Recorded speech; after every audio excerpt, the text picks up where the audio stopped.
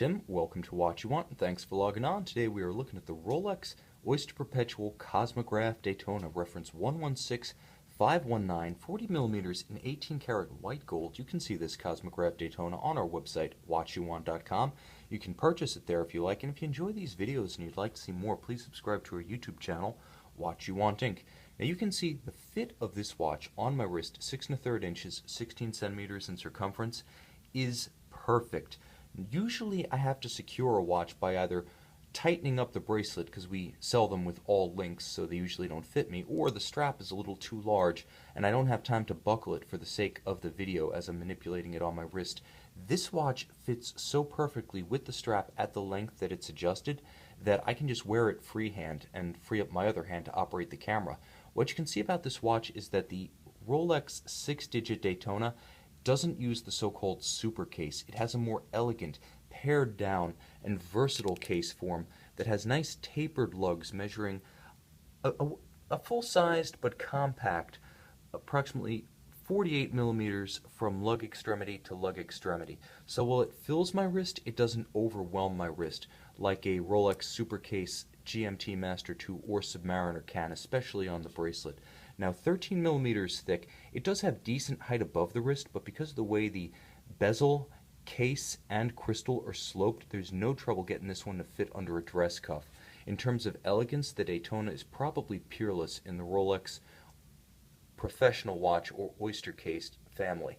You can also notice that the watch has a nice tumble home along the edges. That is, it actually slopes away and begins to thrust down as the integrated end piece of the strap abuts the end of the lugs. So the lug tapers off and visually blends into your wrist quite nicely. Now you'll see, even though my wrist is small, the strap does flare out on both sides, so there's plenty of additional leeway if you wanted to wear this on a smaller wrist to actually bend that strap down a little bit more, because it is quite flexible and there is quite a little bit of room. I would say probably down to a 14.5 centimeter wrist to wear this watch on a smaller surface. Now you can see how even though you have conforming end pieces, there's no obstruction to pulling the strap edges straight down. So if you want to wear this watch on a much smaller wrist, here's all the evidence you need to know that it will work. There's no virtual flare or diameter by virtue of a stiff strap or end piece.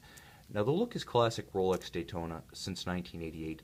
The debut of that original 5-digit reference, the Zenith-powered Daytona, gave us the 40 millimeter case. It gave us the broad metal tachometer. It gave us the automatic winding movement, the crown guards, and the all screw-down Daytona lineup. But as of 2000, the Daytona gained something new, a Rolex in-house chronograph movement, and that's what you see in this reference. Now this exact reference is part of the P series, so right around the year 2000 into 2001, and what you get as a result is the latest standards, the 3-day power reserve.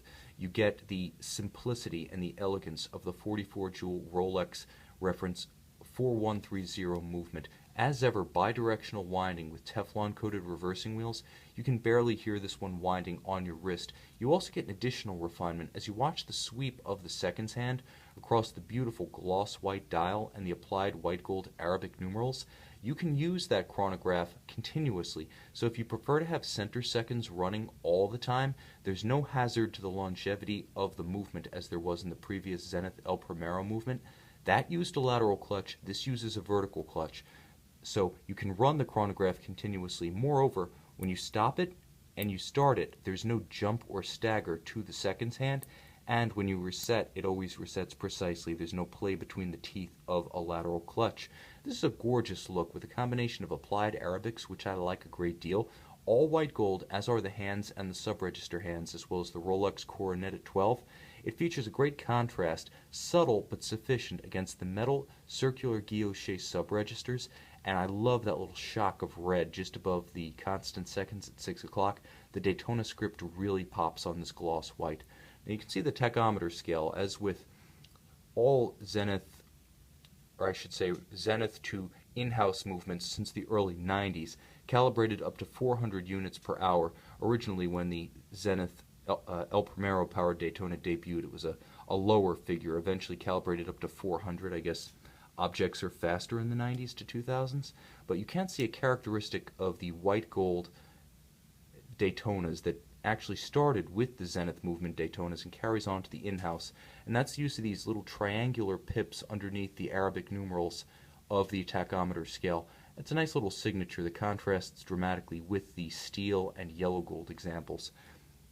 Now, it is a twin-lock Oyster case, so you get 100-meter water resistance, not a dive watch by any means, especially on this gorgeous square-scale alligator strap, but it does have 330-foot water resistance, and if you wanted to buy a bracelet, there's no reason why you couldn't fit it to this case. It is dual compatible.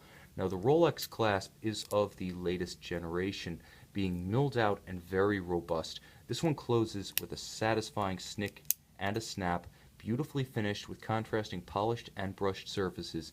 Like the rest of the watch, it is elegance incarnate. So you're getting a lot of the best of all worlds here. You're getting the classic look of the Daytona, the tri-compacts register, beautifully symmetrical. You're getting the modern all-metal tachometer, crown guards, screw downs, in-house Rolex movement with the look that from 1988 to the present has defined the Daytona as a cultural icon. It was a bit of a cult watch and perhaps an oddity prior to that. The manual movements today, we think of them as epic collector's pieces, but the reality was those watches didn't become desirable until this look debuted and made the Daytona what it is today. And again, as of 2000, you get that awesome, iconic look with the in-house Rolex movement, which sets the standard for the automatic chronograph class. And it can set the standard on your wrist, too, when you set the time on this Rolex Oyster Perpetual Cosmograph Daytona, available for purchase on our website, watchyouwant.com.